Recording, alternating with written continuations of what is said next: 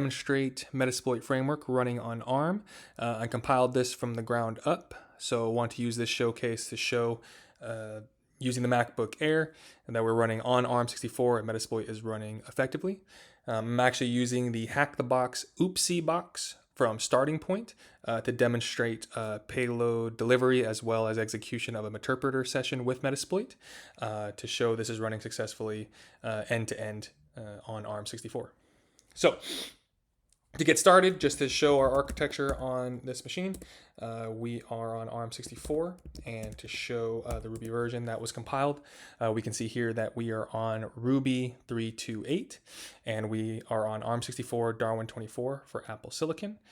So good setup there. Metasploit is using Ruby to run, or we need Ruby to run Metasploit. So this needed to be compiled for Apple Silicon as a base in order for Metasploit to be running on ARM successfully. So next, what we're going to do is go ahead and start the Metasploit console. So in my terminal here, I'm going to start Metasploit console. We get our random giant welcome message, and we can see that at the bottom here, we have our command line. So with that, we can also check our process is running. So I'm going to run a ps -aux, pipe it to grep, look for Metasploit. And we can see we have a process ID of 2742 for our Metasploit framework. When I go over to the activity monitor, I'll just clear this out real quick. We can see that when I sort by the kind of architectures, we do have a couple Intel which are running on Rosetta by default, but these are old Apple system processes for, I think, audio and some text-to-speech dictation service that have not been updated to ARM yet. But if I go to the search and I look for our Ruby process, we can see that we have one running, and we have the 2742, which is what's associated with the Metasploit console, and the kind of architecture is Apple. So we are still running ARM64. Things are looking good. So what I want to do is show that the payload generation and capture works. So I'm going to go to my second tab here, and I'm going to run MSF Venom. Do note I am using aliases to run these, as normally you have to use the full path to these tools. I've already set these aliases in my environment to be able to just run with a simple name of MSF Venom. So I'm going to run MSF Venom -p for payload, and I'm going to select PHP Meterpreter reverse TCP. PHP, this is in relation to the Oopsie box for Hack the Box. That's why we're going to build a PHP one. Localhost, I'm going to set to the localhost VPN IP that I have. Whoops. And then the port is going to be the port I want the shell to try to connect to on localhost when it runs. Next, for the file architecture, we're going to say raw because we're generating something with PHP. And then the output file, I'm just going to call it meterpreter.php. We can see that we were able to generate the payload. We have meterpreter.php loaded, and we can see it here available in my directory. Next, what we're going to do is go to the Metasploit console, and we need to now use an exploit and start a job for Meterpreter to run in the background to listen for the Meterpreter Venom payload. When it gets uploaded to the Oopsie box and calls to us, we'll be able to catch it and be able to show a Meterpreter show. So what I'm going to do is I'm going to use exploit multi-handler. Then we're going to set the payload to the same payload that we were using for Venom, or that we generated with Venom, to make sure we are listening for the right payload, for lack of a better word. Then we're going to set the L host to, again, the local IP for our VPN connected to Hack the Box. And then we're going to set the L port to 1337. Next, in order to actually start the job, we can do exploit -j. And we'll see that we have a job running at 0 in the background that's listening for this payload to occur.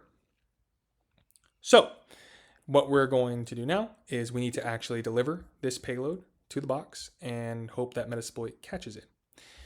So I've already kind of set up the target area. I'm not going to go through how to exploit Oopsie. There is a write-up that talks about what this vulnerability is available on Hack the Box. So what I'm going to do is I'm actually going to go ahead and upload the meterpreter.php file. And then we're going to push it in, and we are going to catch it and hopefully see it in our Metasploit console and capture interpreter show. I'm just going to call this test. I have my intercept on in burp, so I'm going to hit upload. If you follow along, you might be able to catch what the vulnerability is here. A little bit of a cookie replacement. And I'm going to forward it.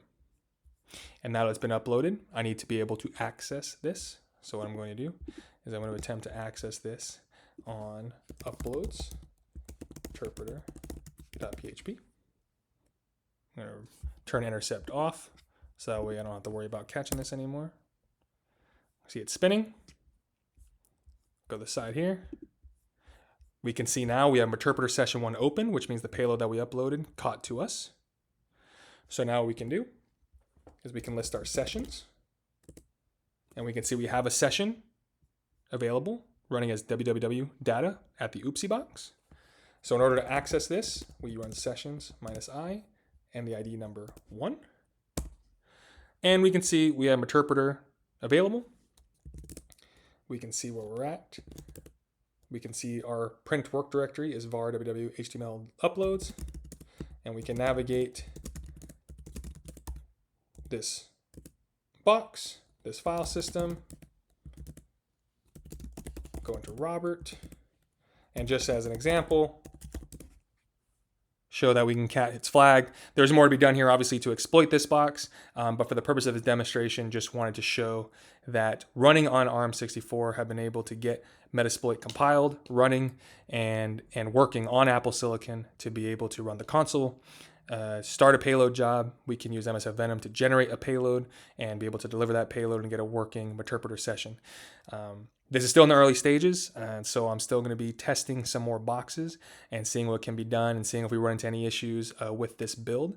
So I'm very excited to kind of go through that and provide more updates. So I do have notes on this subject. I'll go over them a little bit at a high level. My goal is to hopefully break this down a little bit more detail in a proper order so you can do this on your own if you'd like to try to compile this for yourself on your own Apple Silicon. But you see here are a list of key libraries that I had to have installed. And inside them, I do have build steps with a bunch of shell code that had to be run in the right order in order to make sure these compiled appropriately and any kind of gotchas that occurred. And essentially, we need to compile these libraries for the Apple Silicon. We want to make sure we compile Ruby for Apple Silicon. And then we want to build Metasploit as well. So lots here. Definitely plan on building that out and hopefully distributing that soon so people can take a look at that if you're interested. But I hope you got some value to this. I hope you found this interesting. And if you have any questions, please leave comments or reach out to me on either Reddit or LinkedIn, and we can talk more about it. So thanks for watching, and we'll see you in the next one.